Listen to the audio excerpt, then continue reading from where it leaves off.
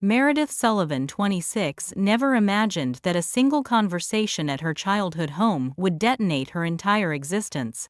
Her father's face, always her anchor of security, had contorted with rage as he screamed, "Get out and never come back." Now, 3 weeks later, she stood outside her family's sprawling suburban house watching through the window as her father discovered what true betrayal feels like when karma finally circled back around. Before I dive into how my family's darkest secrets unraveled, I'd love to know where you're watching from today. Drop your location in the comments and hit that like button if you've ever felt that bittersweet satisfaction when family justice finally gets served. Subscribe to join our story community, where we share those raw, real-life family drama moments that remind us blood isn't always thicker than water. Ready to discover how I turned my family betrayal into the sweetest revenge? Let's go. That evening had begun so innocuously. I'd been living in my own apartment in downtown Chicago for nearly 3 years, building my career as a marketing strategist at Horizon Digital. Despite the distance, I made a point to visit my parents' suburban Evanston home for Sunday dinner at least twice a month. Mom always prepared pot roast, Dad's favorite, and we'd gather around the cherrywood dining table that had been in our family for generations. This particular Sunday seemed no different from the hundreds before it. The spring air carried the scent of freshly cut grass, and Mom's flower beds were erupting with tulips and daffodils.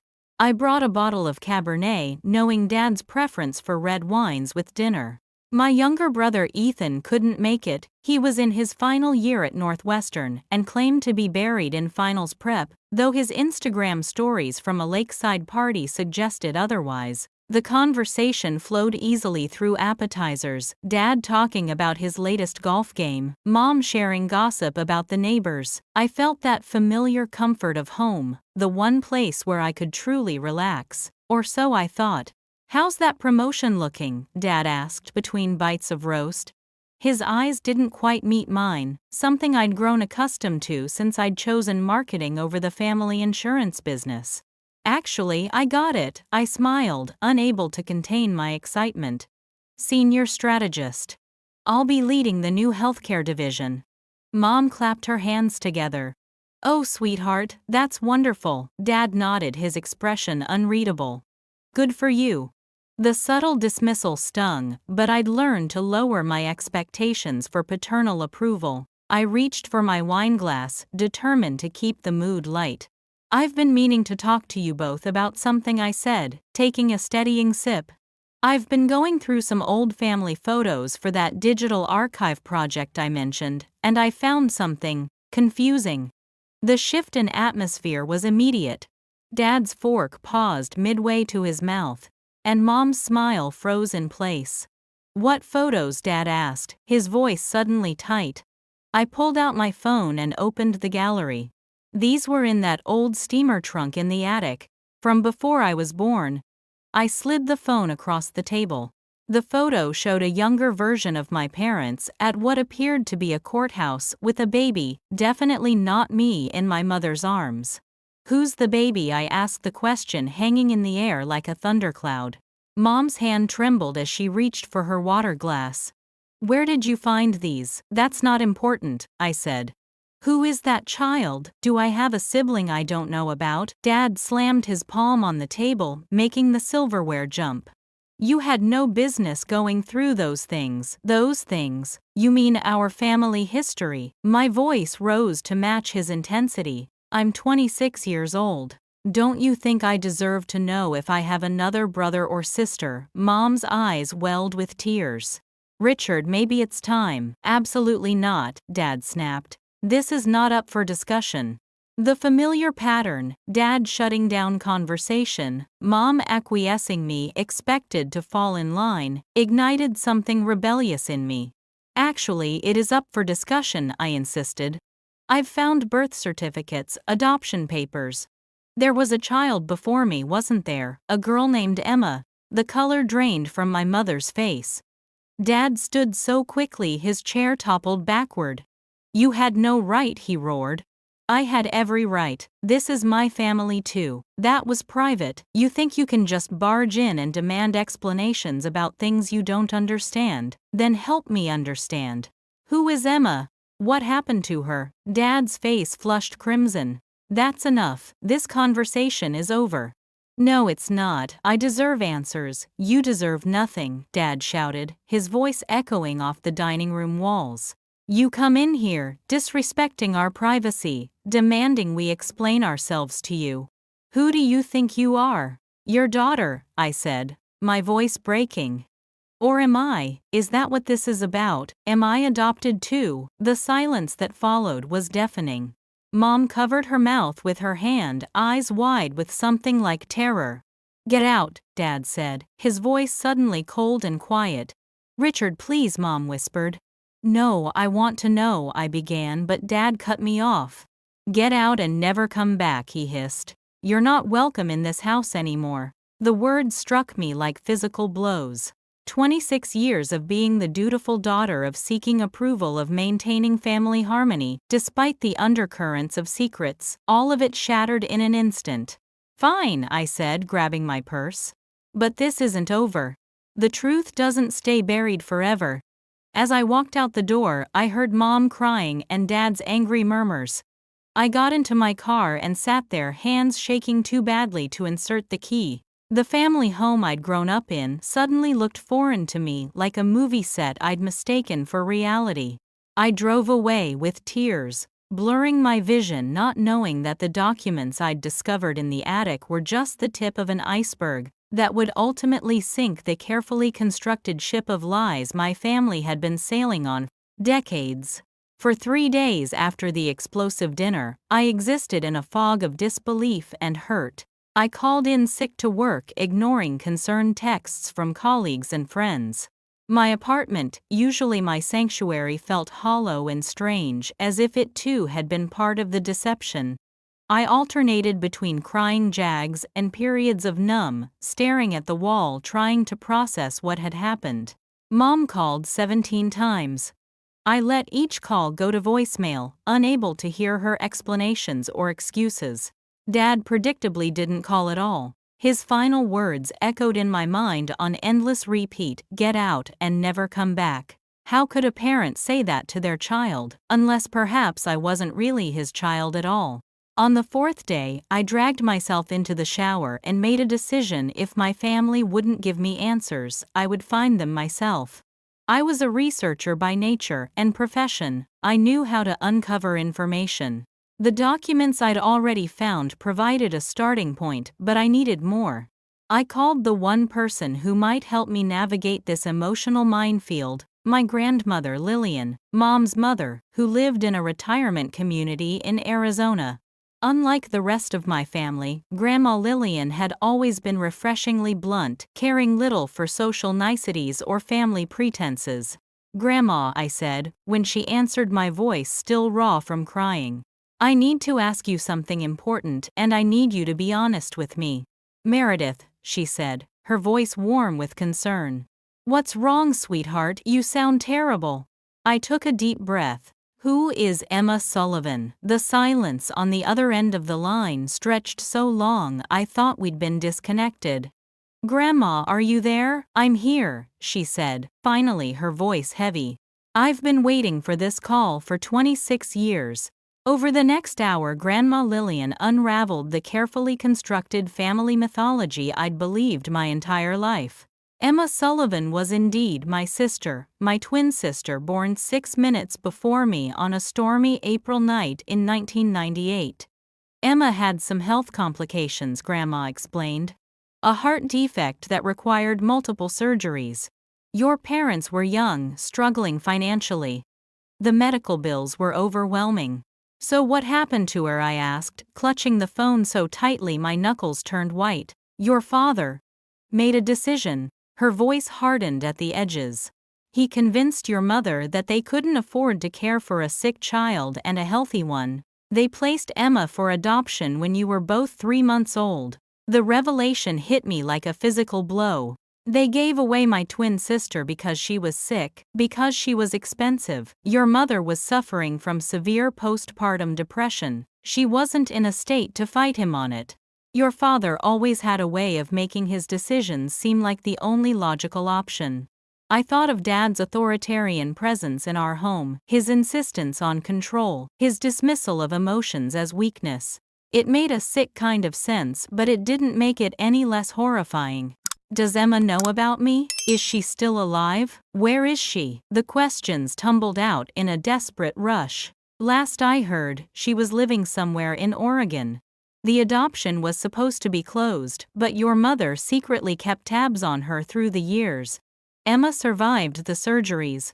She's alive, Meredith.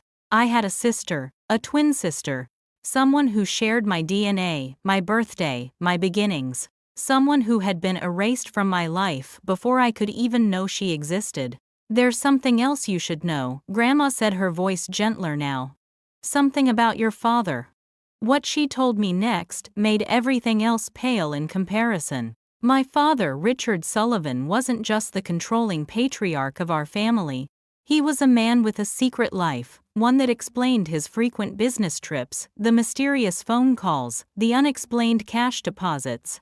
Dad had another family in Michigan, a wife not legally married but in every practical sense, and 2 teenage sons. Your mother found out about 5 years ago, Grandma said. She threatened to leave him, but he convinced her to stay. For appearances. For financial security. She's been living in that beautiful house, playing the role of devoted wife, knowing she's sharing her husband with another woman. The room seemed to tilt around me. My father, the man who preached about family values, who criticized my boyfriends for the slightest perceived moral failings, who had thrown me out for daring to question family secrets, was living a double life. The hypocrisy was staggering. Does Ethan know any of this? I asked, thinking of my brother, who had always been Dad's favorite. No. Your mother has protected Ethan from all of it. He's so much like your father, she's afraid of losing him too. After hanging up with Grandma, I sat motionless on my couch trying to absorb everything I'd learned. My family, my history, my very identity, all of it was built on lies. The anger that began to rise within me was different from anything I'd felt before.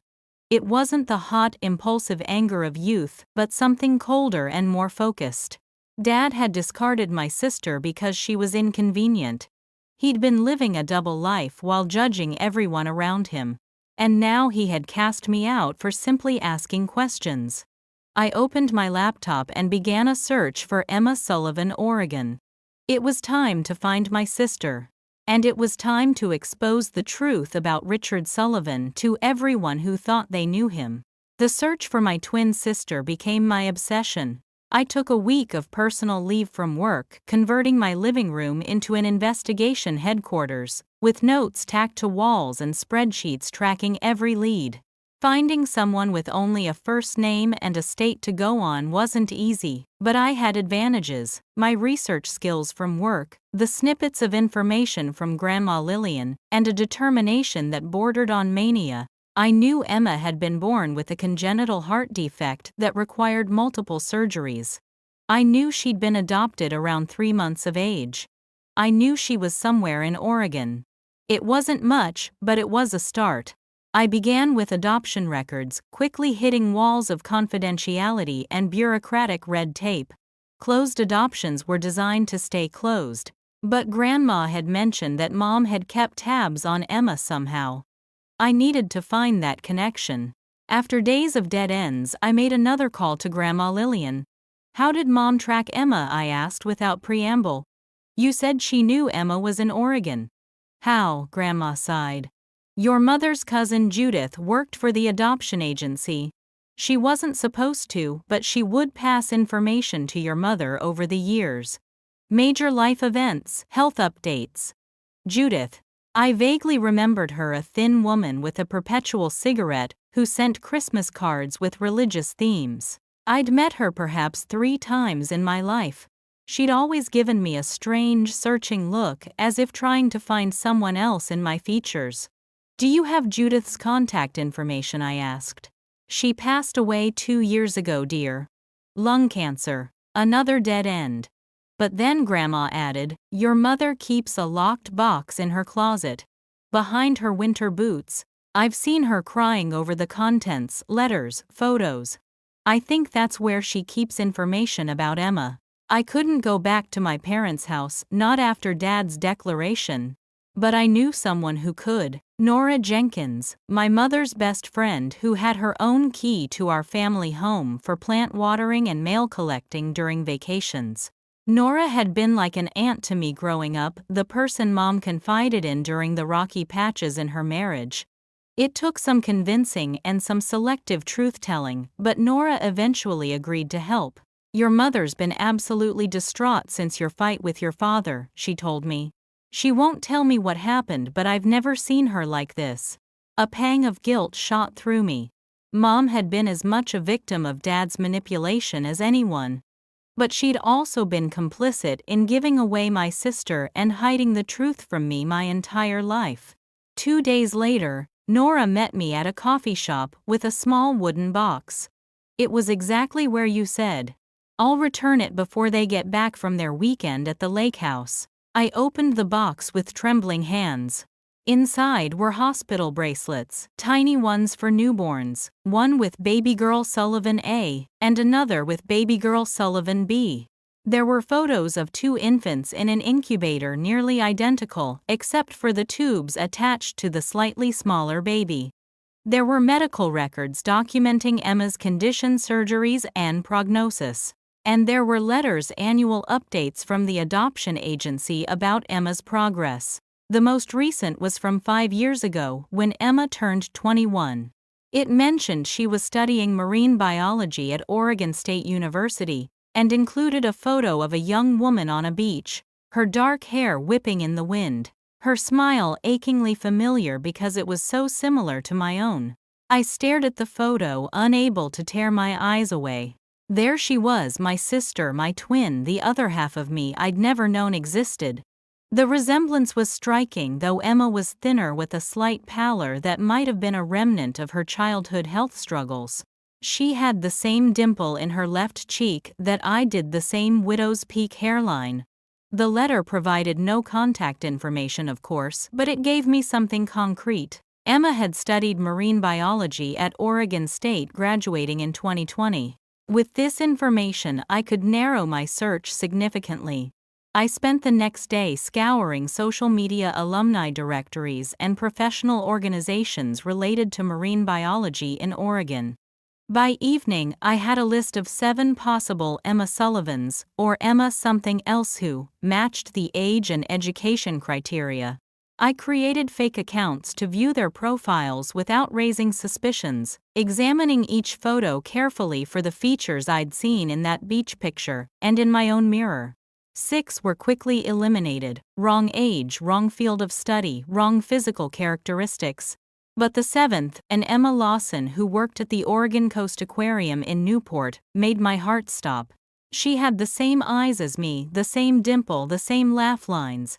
Her profile mentioned she'd graduated from Oregon State with a degree in marine biology.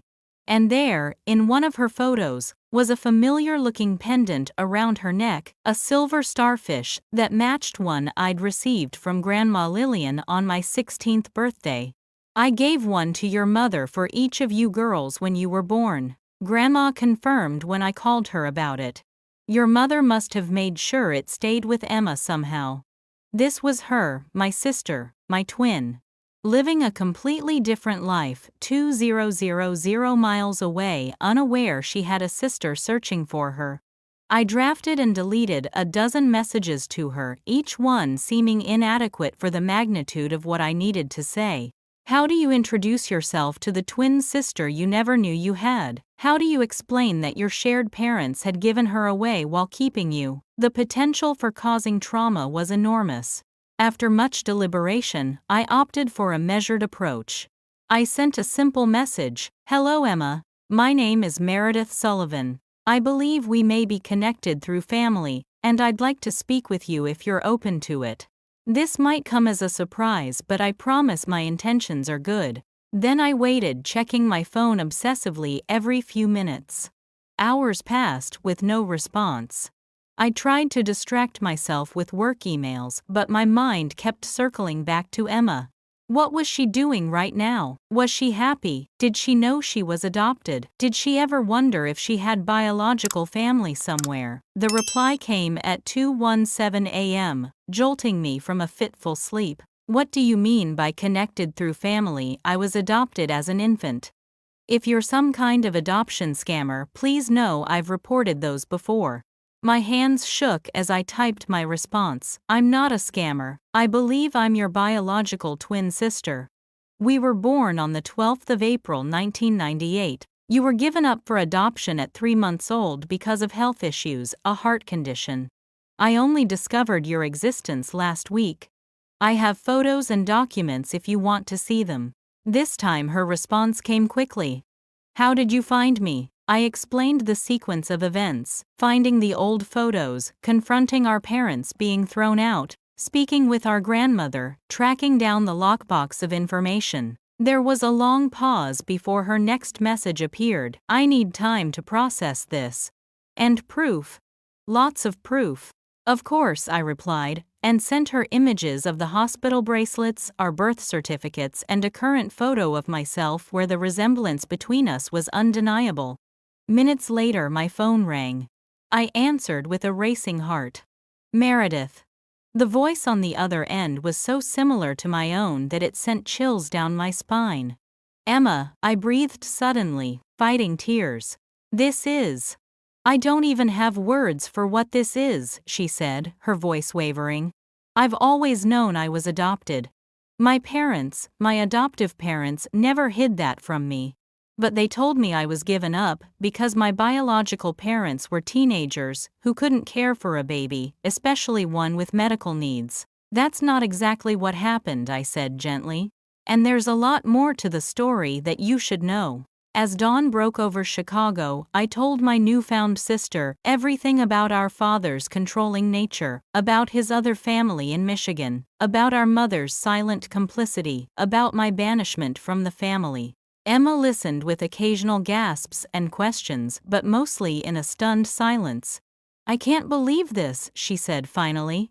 It's like a soap opera, but it's our life. I know, I agreed. And I'm so sorry to dump all of this on you. I debated whether I should contact you at all, whether it would just cause you pain. No, she said firmly. I'm glad you found me. I've always felt like something was missing, like there was a piece of me somewhere else in the world. Now I know why. She paused. What do we do now? It was the question I'd been asking myself since discovering her existence. What was the end goal here? Reunion, revenge, reconciliation? The answer came to me with surprising clarity. Now, I said, we take back our narrative. Our father threw me out for asking questions about our family. He gave you away because you were inconvenient. He's living multiple lives while judging everyone around him. I think it's time the world saw Richard Sullivan for who he really is. Emma was quiet for a moment. You want revenge? I want justice, I corrected. For both of us. I'm listening, Emma said, and for the first time since this all began, I felt like I wasn't alone in my pain and confusion. I have an idea, I told her. But I'll need your help and your blessing. Over the next week, Emma and I spoke daily, sometimes for hours, making up for 26 years of lost sisterhood. We shared childhood stories, photographs, medical histories, and the complex emotions that came with our unprecedented situation. Despite growing up in completely different environments, me in suburban Chicago with our biological parents, her in coastal Oregon with adoptive parents who adored her, we discovered eerie similarities. Our mutual love of Thai food identical, handwriting the same inexplicable fear of balloons. Nature versus nurture playing out in real time, Emma joked during one late-night call. I learned that Emma's adoptive parents, Sarah and Michael Lawson, had been nothing short of amazing, supportive through her multiple heart surgeries as a child, encouraging her love of marine biology, creating a warm and loving home where she never felt unwanted. The contrast with our biological father's conditional love and manipulation was stark. "They want to meet you," Emma said. "They're shocked by everything I've told them, but they're also grateful. They said they've been blessed with me for 26 years because of the choice our parents made. Their grace made my anger toward our father seem petty by comparison, but Emma understood. They gave you away," I reminded her. "And he threw me out for asking questions. We both deserved better from him." As our relationship deepened, our plan to expose Richard Sullivan's double life evolved from a vague notion of justice to a detailed strategy. We weren't interested in public humiliation or scorched earth revenge. We wanted controlled, targeted truth-telling that would force accountability without collateral damage. "The problem is, Mom and Ethan," I said during one strategy session. "Exposing Dad will hurt them too." "Then we need to warn them," Emma suggested. "Give them a chance to prepare to make their own choices before everything comes to light." It was a compassionate approach I hadn't considered. Despite everything, I didn't want to blindside my mother, who had been as much a victim of Dad's manipulation as anyone. And Ethan, though often difficult, was my brother. He deserved to hear the truth from family first. I hadn't spoken to either of them since the night Dad threw me out. Mom had left multiple voicemails, each more pleading than the last, but I wasn't ready to engage until I had a clear plan. Now, with Emma's guidance, I felt prepared to make contact. I decided to reach out to Ethan first. As a finance major with a pragmatic worldview, he might be more receptive to hard evidence than emotional appeals. I invited him to meet at a neutral location, a coffee shop halfway between his campus and my apartment. He showed up looking tired and irritated. "Mom's been crying for weeks," he said accusingly as he slid into the booth. "What the hell happened, Mayor?" I placed a folder on the table between us. "I found out about Emma." His brow furrowed. "Who's Emma?" So he really didn't know. I felt a mixture of vindication and sadness as I explained about our twin sister, showing him the birth certificates and childhood medical records. Ethan's face went through a kaleidoscope of emotions: disbelief, shock, confusion, anger. "This can't be real," he muttered, scanning the documents. "Mom and Dad wouldn't. They couldn't have." "There's more," I said gently, and told him about Dad's second family in Michigan. He laughed at first, a sharp, dismissive sound. "That's ridiculous. Dad's the most straight-laced person I know. He lectures us about integrity constantly." "People who lecture about integrity are often the ones who lack it most," I pointed out. "Look at these." I showed him credit card statements showing regular payments to a house in Grand Rapids, school tuition bills for 2 boys, and photos I'd found through social media of Dad with his other family. Ethan stared at the evidence, his face draining of color. "Does Mom know about this part?" "According to Grandma, she's known for years. She stayed for appearances and financial security." He shook his head slowly. "No way. Mom wouldn't put up with that."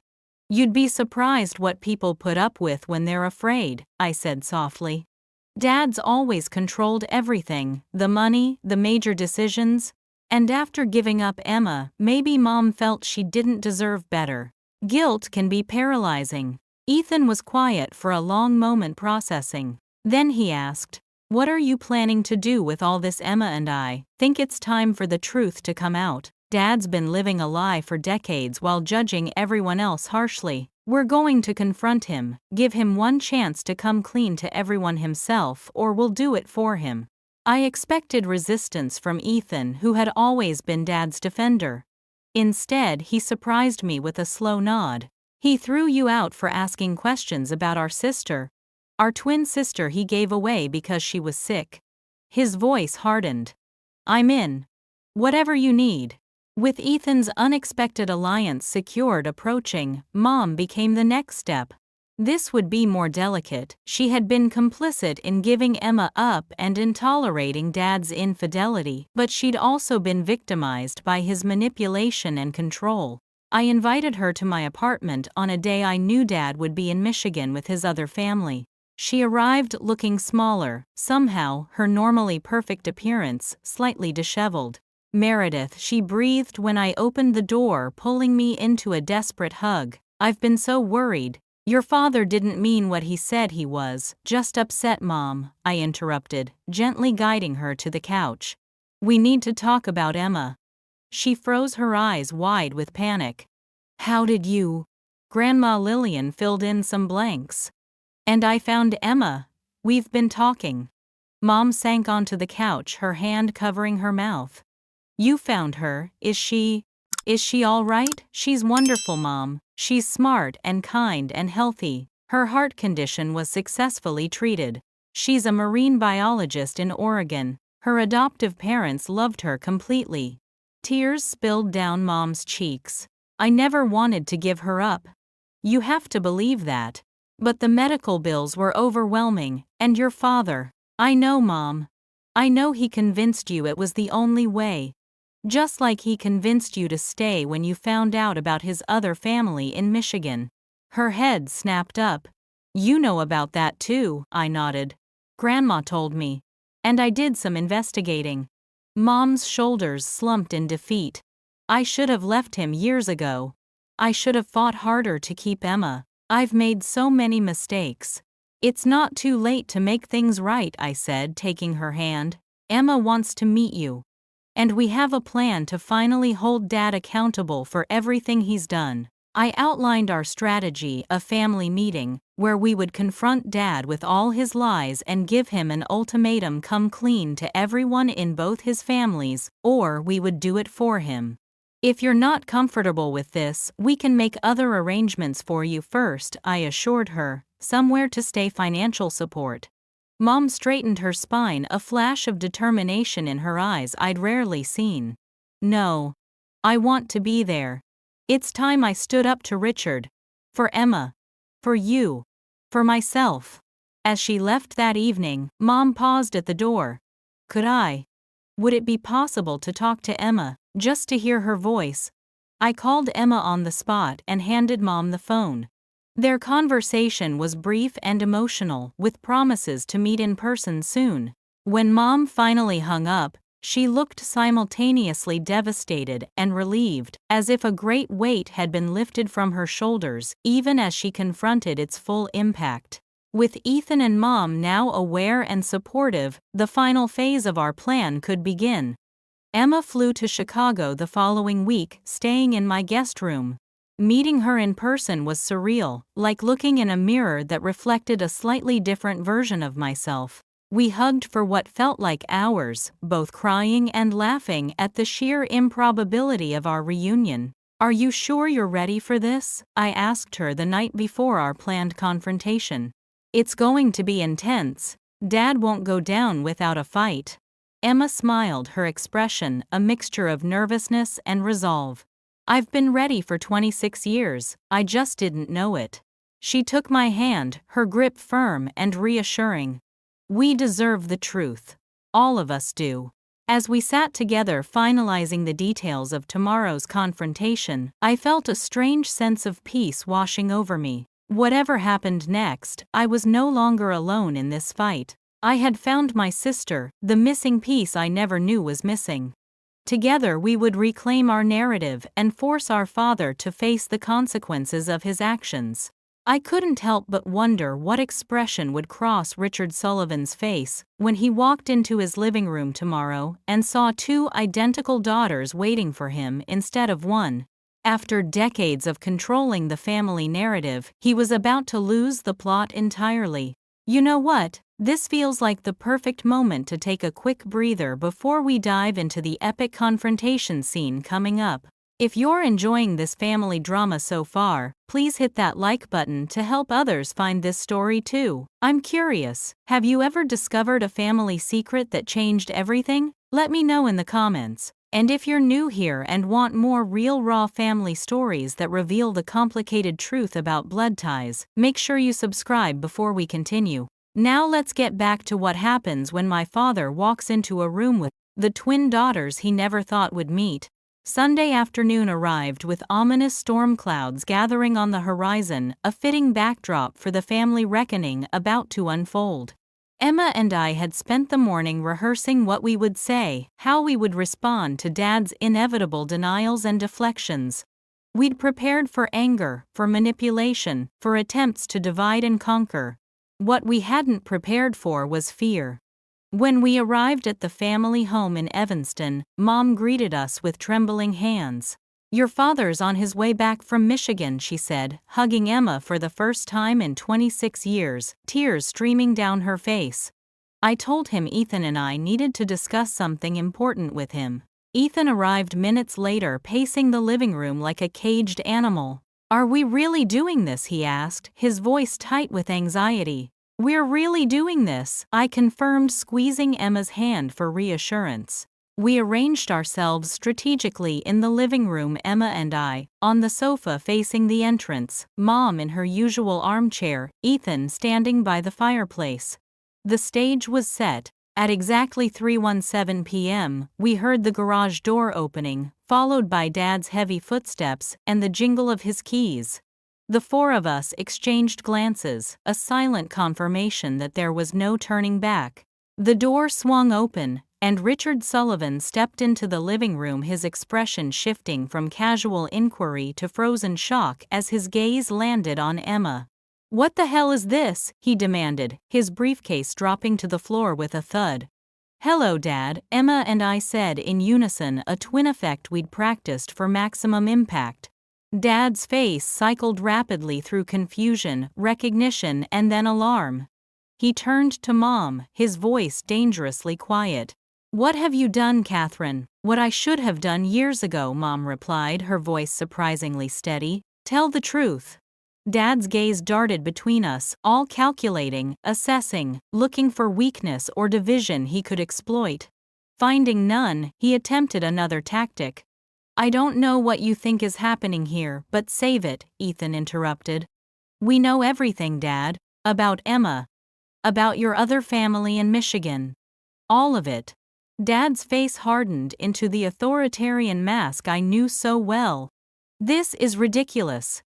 I don't have to listen to these accusations in my own home." "Actually you do," I said, pulling out a folder of documents. "Because we have proof of everything. Birth certificates showing Emma and I are twins. Financial records of your payments to Janet Weber and your sons in Grand Rapids. Photos, emails, hotel receipts. You've been spying on me," Dad's voice rose with indignation. Emma laughed, a short, bitter sound. "That's your concern, that your deception was discovered, not that you've been living a double life while throwing your daughter out for asking questions." Dad's face flushed with anger. "You have no idea what you're talking about. You don't understand the sacrifices I've made for this family." "Which family?" I asked pointedly.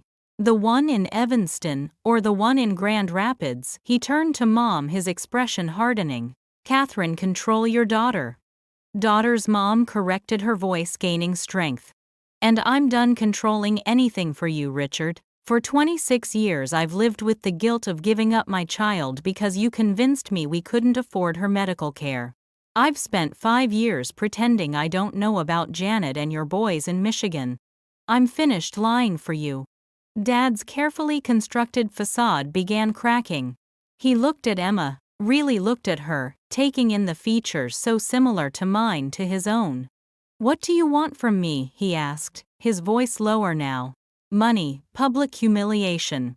What's the end game here?" "Accountability," Emma said simply. "Recognition of what you did to all of us. And a choice," I added. "Either you come clean to everyone, Janet and her sons included, about the lies you've been living, or we will." Dad scoffed. "You'd destroy 2 families out of spite." "No," Ethan interjected, stepping forward. "The families are already broken. You broke them with lies. This is about ending the deception, not perpetuating it." For the first time I saw genuine fear in my father's eyes. His carefully constructed world was collapsing around him, and no amount of manipulation or authority could stop it. "I need time to think," he said, running a hand through his graying hair. "You have 24 hours," I replied. After that we start making calls to Janet, to your sons, to your business partners, who think you're the paragon of family values."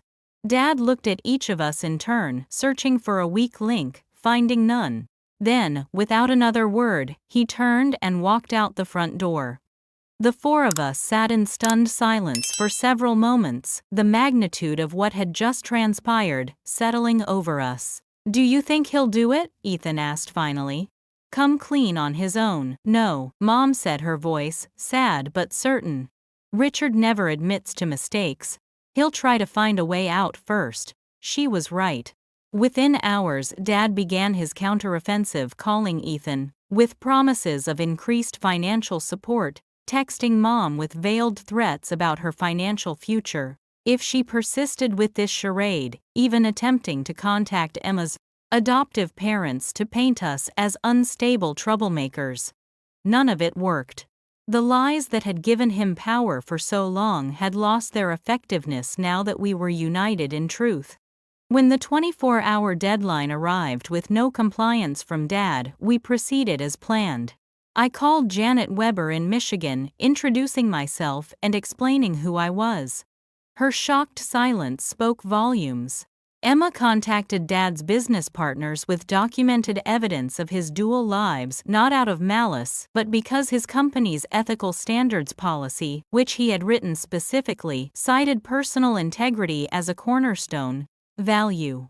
Mom filed for divorce the same day her attorney, armed with evidence that would ensure she received a fair settlement. After decades of emotional manipulation, Ethan withdrew from Dad's financial support, determined to make his own way without strings attached to deception.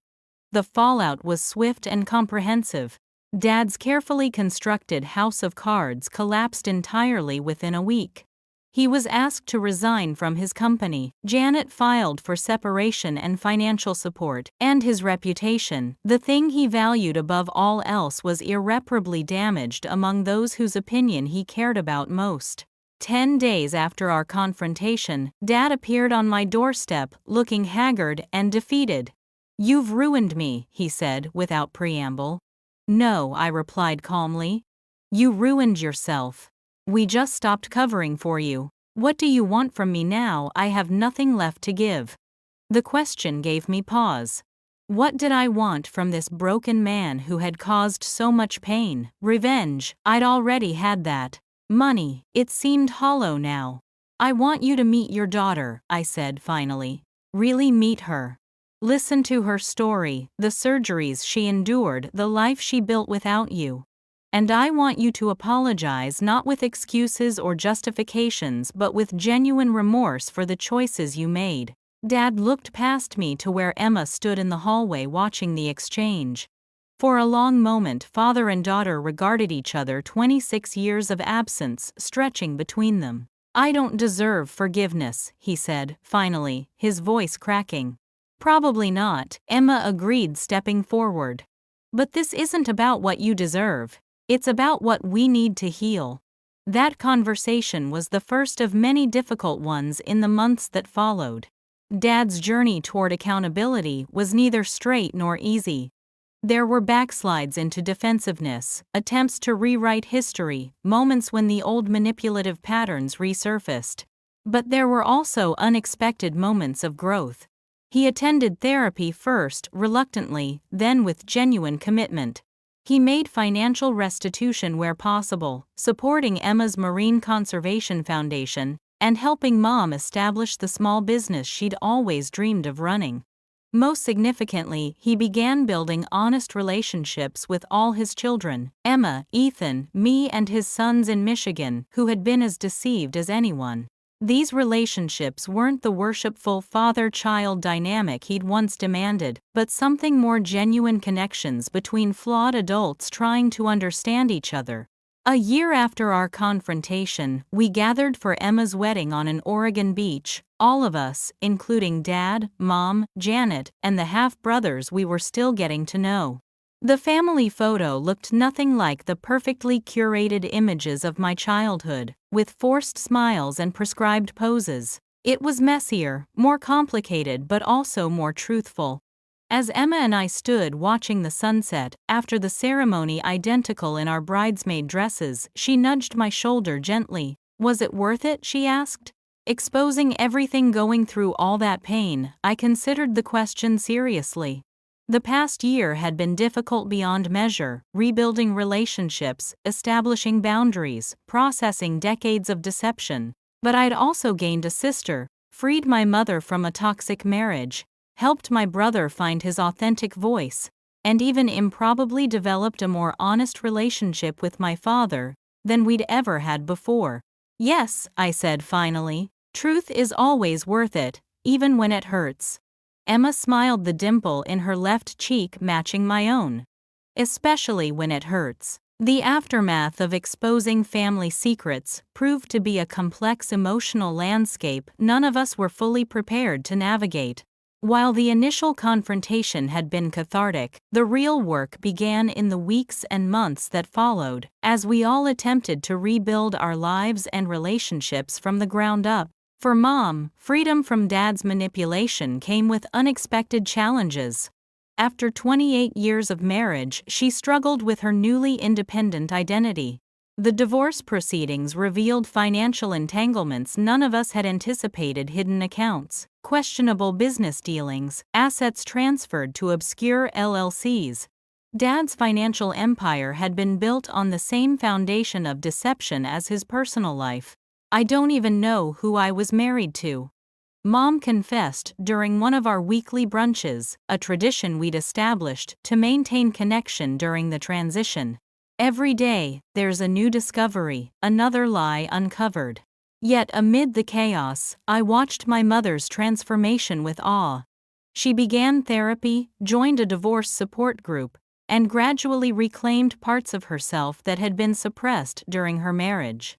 She revived her interest in watercolor painting, enrolled in culinary classes, and reconnected with friends Dad had subtly isolated her from over the years. Most significantly, she developed a relationship with Emma, tentative at first, weighted with decades of absence and guilt, but growing stronger with each carefully navigated conversation. They discovered shared interests in gardening and classic films, connections that existed independent of their complicated history. "I keep expecting her to hate me," Mom admitted one evening as we prepared dinner together. "I gave her away, Meredith." "What kind of mother does that?" "A young, vulnerable one, manipulated by a controlling husband," I replied gently. "Emma understands that better than anyone. She doesn't blame you." "She should," Mom said, wiping away tears with the back of her hand. "I blame me." "That's something you'll have to work through," I told her. "But punishing yourself forever won't change the past. It just robs both of you of the chance for a relationship now." Ethan's journey was perhaps the most surprising. Of all of us, he had been the most aligned with Dad's values and worldview. The revelations shook the foundation of his identity, forcing him to question everything he'd believed about success, integrity, and family. He withdrew from Northwestern, temporarily took a backpacking trip through South America, and returned with a changed perspective and a new major: social work instead of finance. Dad's whole life was about appearances, accumulation status, he explained. When I expressed surprise at his new direction, "I don't want that anymore. I want something real." The transformation wasn't seamless. Ethan still struggled with outbursts of anger, periods of withdrawal, and occasional defenses of Dad during family discussions. But he was engaging with his emotions, rather than suppressing them, a significant shift from the stoic, achievement-focused brother I'd grown up with. Emma's journey was different. She had been raised in a loving, supportive environment by adoptive parents who had always been honest with her about her origins. The revelations about our biological father didn't shatter her worldview the way they had for Ethan and me. Instead, they filled in missing pieces of a puzzle she'd been working on her entire life. "Finding you all is like discovering a parallel universe," she told me during one of our now regular sister nights. "It's fascinating and overwhelming and bizarre, all at once."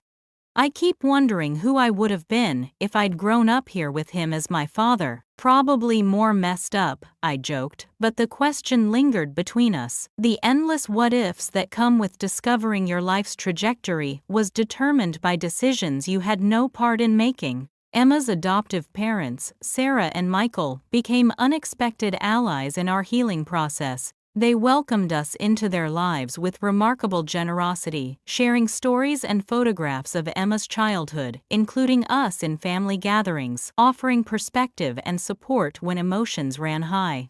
We always knew this day might come, Sarah told me, over coffee during their first visit to Chicago.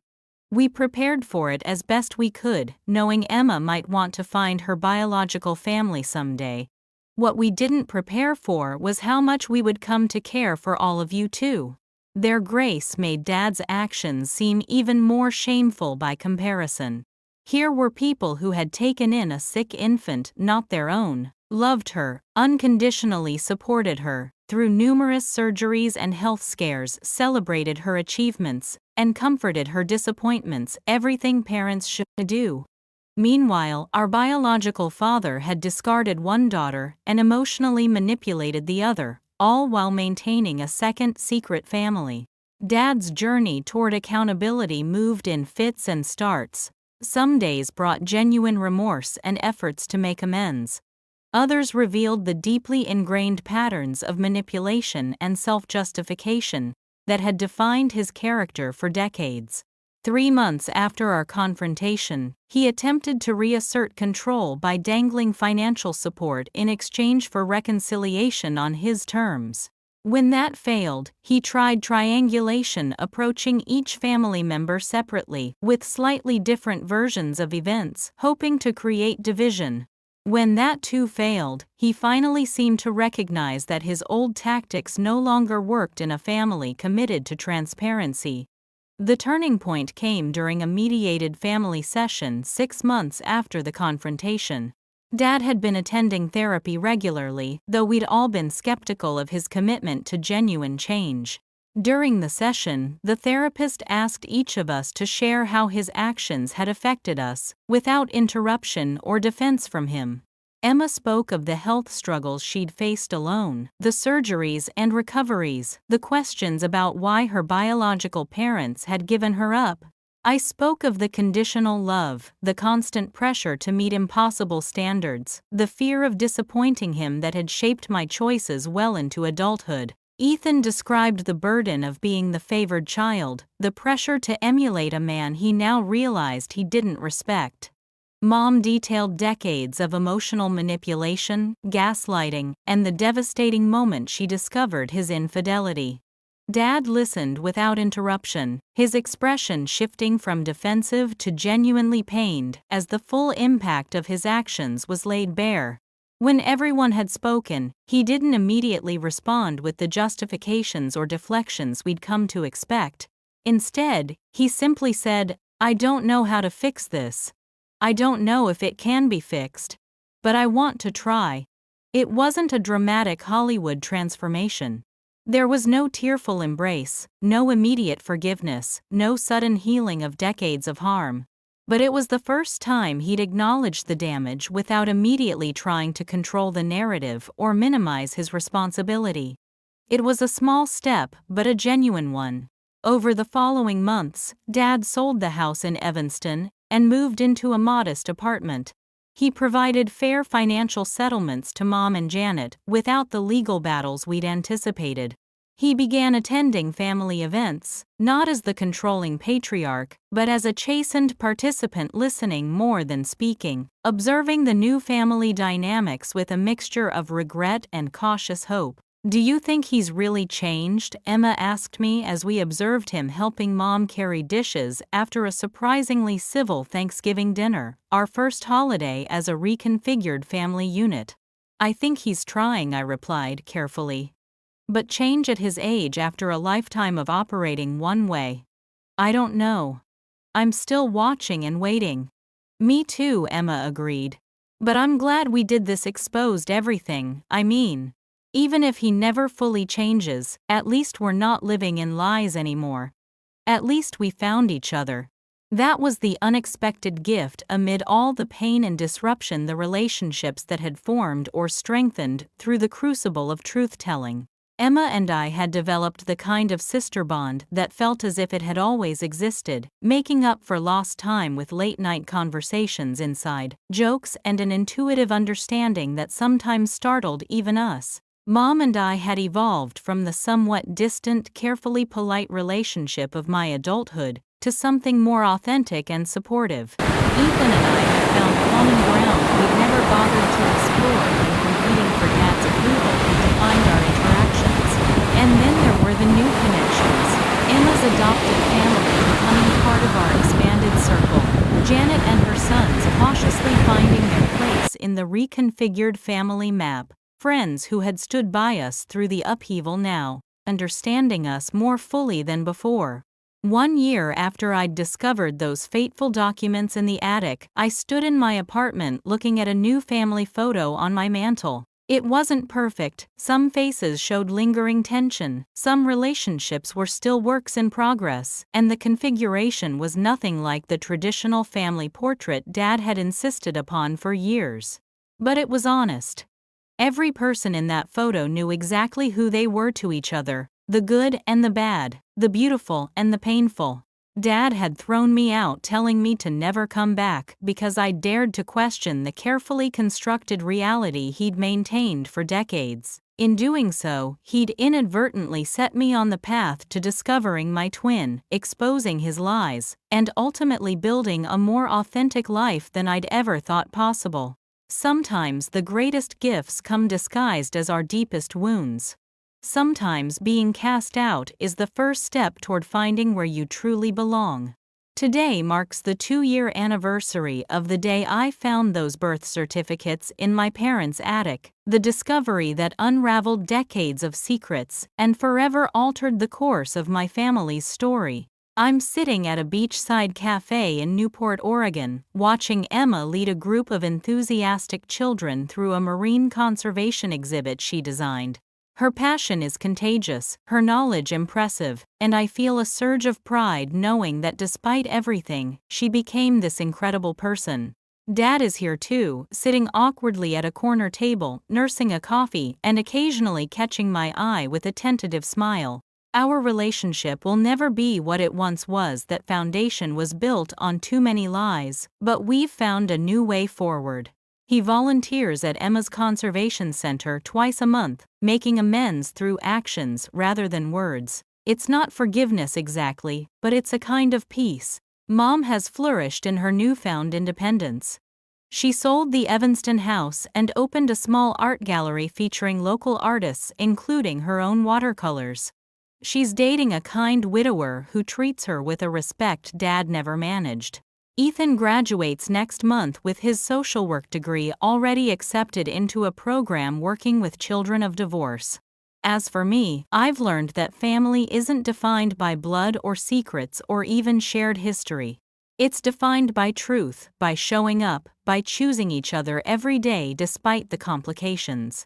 Emma and I talk daily, visit monthly, and have the kind of sisterhood I never knew was missing from my life. When Dad yelled at me to get out and never come back, he thought he was punishing me for asking questions.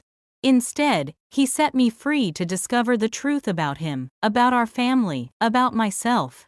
Sometimes being cast out is the beginning of finding where you truly belong.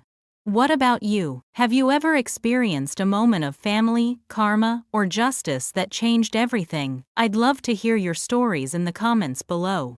If this tale of family secrets and redemption resonated with you, please hit that like button and subscribe to hear more real-life family dramas. And if you know someone struggling with family secrets of their own, share this video. Sometimes knowing you're not alone makes all the difference. Thank you for accompanying me on this journey. And remember, truth, however painful, is always the path to healing.